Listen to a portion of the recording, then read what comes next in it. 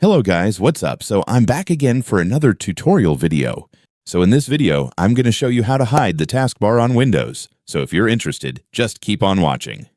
But before all that, if you are new to my channel, consider to like and subscribe for more videos like this. And also, you can comment down below if you have something that you want to make a tutorial about. So without further ado, let's start the tutorial.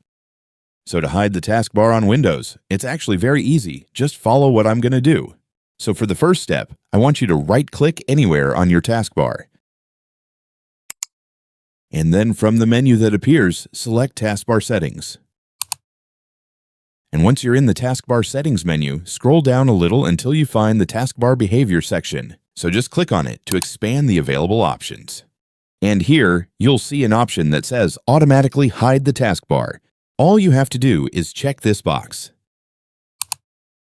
And as soon as you enable it, the taskbar will automatically disappear from your screen whenever you're not using it. But don't worry guys, the taskbar isn't gone permanently. Whenever you move your mouse cursor to the bottom of the screen, the taskbar will reappear so you can access your apps, start menu, and other shortcuts. This can be useful if you want more screen space while working, browsing, watching videos, or playing games. And so that's it, guys. Congratulations, you have successfully hidden the taskbar on your Windows computer. Thanks for watching, and I'll see you in the next one.